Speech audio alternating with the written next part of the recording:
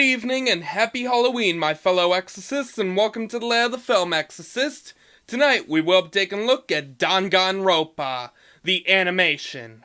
Based on the murder mystery video game Danganronpa Trigger Happy Havoc, the show takes place at Hope's Peak Academy, a high school that accepts only the talented. When Naegi is enrolled, he is unexpectedly knocked out and wakes up inside the school to meet his 14 other classmates, none knowing that the only way to graduate is to get away with murder. I wonder who dies first. Let's see. Now, before we move on to my opinion, I'd like to just announce that this video is sponsored by Animal, so go buy yourself some amazing low-priced anime merch, including cute Halloween figurines, and every time you use the code FILM, you'll get 5% off your purchases. So go do it, guys. It is one of the best ideas that this person has ever come up with, and she is a really good friend of mine, so go check her out. Now, to be honest, I have never played the Danganronpa games, nor have I seen the show up until now. But like most anime, I usually learn about these anime from other people or because their theme song was on an anime playlist. So to start, for those who don't know the games or the show, this series is about 15 kids, give or take 16 maybe, murdering each other, and then they end up in a trial which decides which one of them will be put through a specific execution made just for them. So basically, it's a high school mix of Saw and Among Us. I wonder who's the sussed one. Yeah, I'm sorry guys, I came up with that on the spot. I've been playing a lot of Among Us, and it just popped into my head. But as I was saying, this is actually pretty freaking amazeballs. Now, let's get this opinion started already. Let's do it, guys. I'd like to start with my favorite execution for this show, which was definitely the very first one, which I can best describe as death by baseball launcher, or baseball cannon, whichever you prefer to say, or pitching machine / teddy bear. Yeah, Monokuma gets into this pretty fittingly.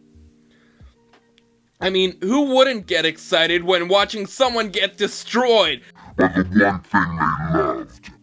Or love, depending on if you've played the games or the show. Now, this is used technically as their equal, and plus, we have the wonderful slow motion moment that reflects how screwed he truly is. I mean, looking at all those baseballs before they hit his face, it's just, oh my god, it is. I wish they do more things like this in media. It's sad that you usually don't get to see someone get killed by the one thing that made them famous. Now, to be clear, I'm not just some psychopath that loves the sight of a dead body. No, I'm just crazy. On top of that, I am also a really big horror fanatic that has a really dark sense of humor. I mean, you tell me a joke, it better be dark, or I'm going to be bored or falling asleep during your joke. But anyway, the executions are the big part of this series, to the point that it might just be one of the main reasons that people play the games and watch the show. I mean, that's the only reason why I came to this anime and did this review. It's because I like seeing these people die. And that's why I love horror movies so much, and that's why I did all those reviews back then. Because I love kills. I love watching people die. Now, before you call the asylum or the cops, keep in mind, you probably came to this show thinking the exact same thing as me. So, keep that hand off that phone. Now, the other part might just be the murder mystery, which seems to get weirder each time, and the trials, which, like in many movies, seem to be a strong battle of words and knowledge.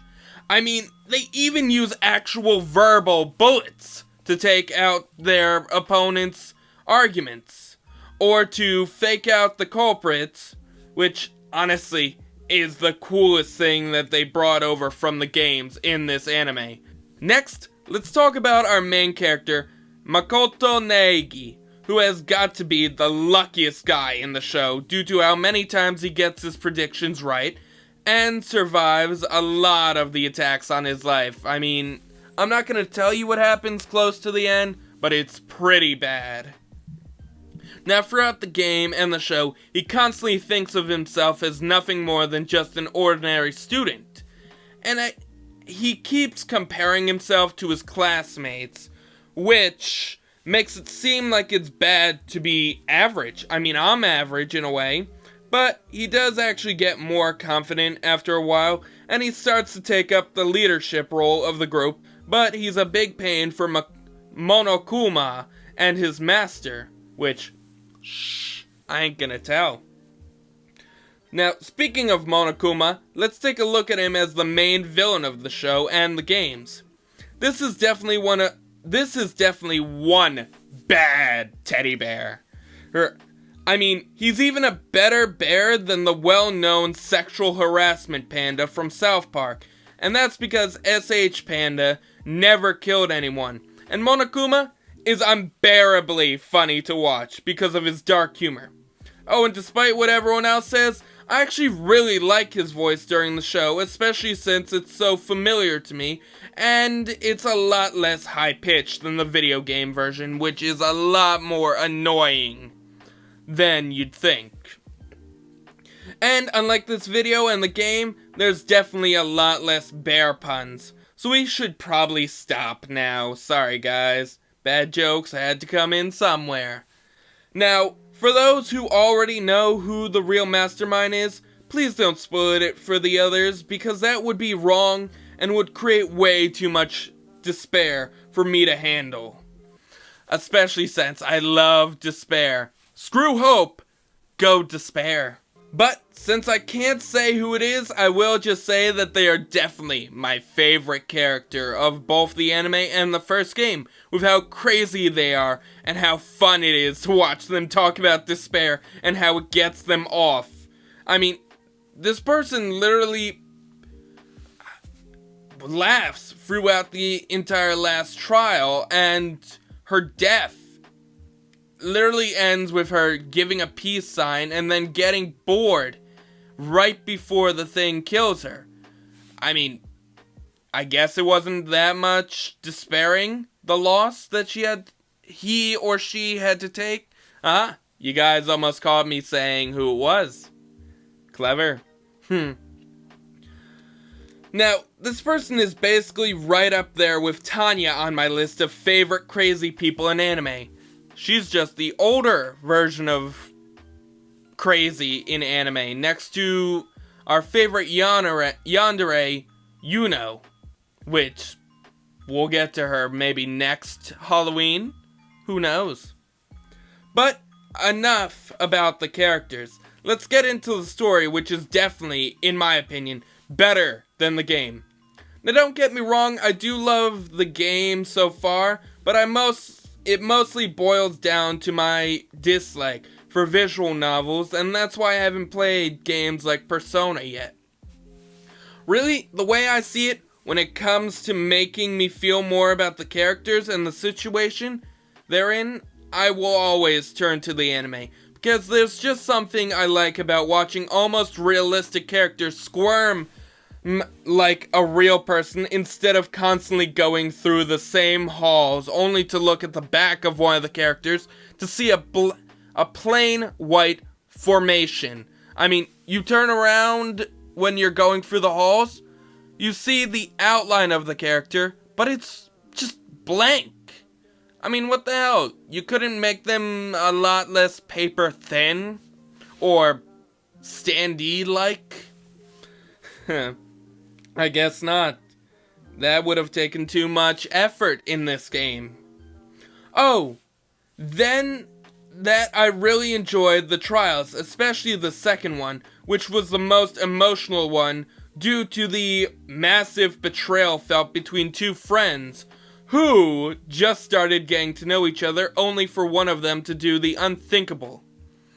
Now, sadly, I researched the executions long before I watched the show, so I knew what was coming, but this actually isn't that bad, because instead of making them less surprising, it actually made my experience a whole lot better. Because it got me excited to watch them again, but with the victim's trial with it. But now that I think about it, the show did kind of feel rushed, which helped my understand why the video game gave you so much free time to learn about the characters and to go through their storylines. It was to make the game feel like you're actually in school with characters dealing with the long days of trying not to get killed. Then again, you also actually get to hear the characters speak in the anime instead of having to read their dialogue for yourself and wait for the small cutscene that has only one character speak and then go back to reading their lines and their actions, which is really annoying to me.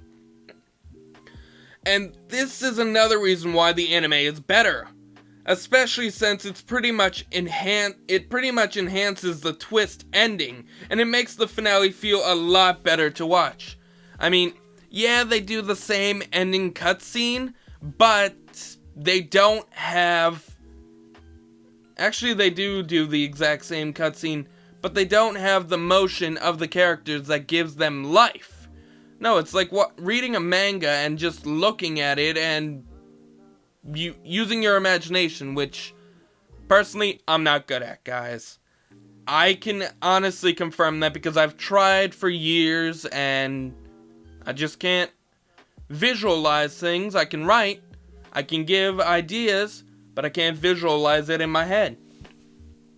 So, yeah, I did really enjoy the show, and I kinda can't wait to watch the special and Danganronpa 3, but I'm also kinda excited to finish playing the games, just for that thrill of watching people die.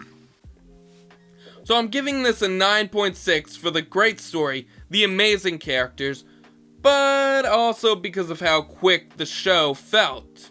I mean, they could have also had a special that told us what happened in the second game, since we don't even get a anime for that.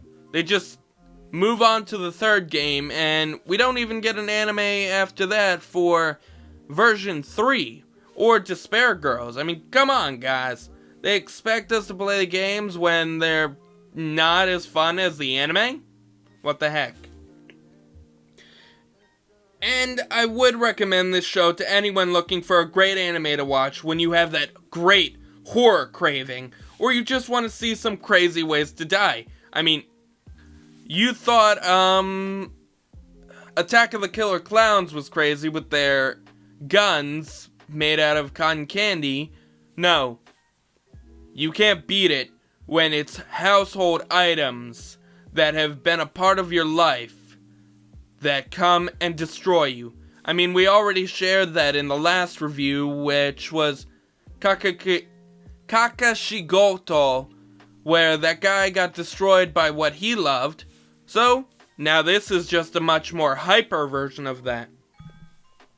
Now, also don't forget about our sponsor, Animal, the best place to get the best merchandise for cheap, and again, the code is FILM.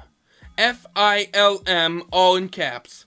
So have a happy Halloween, guys, and have a great night.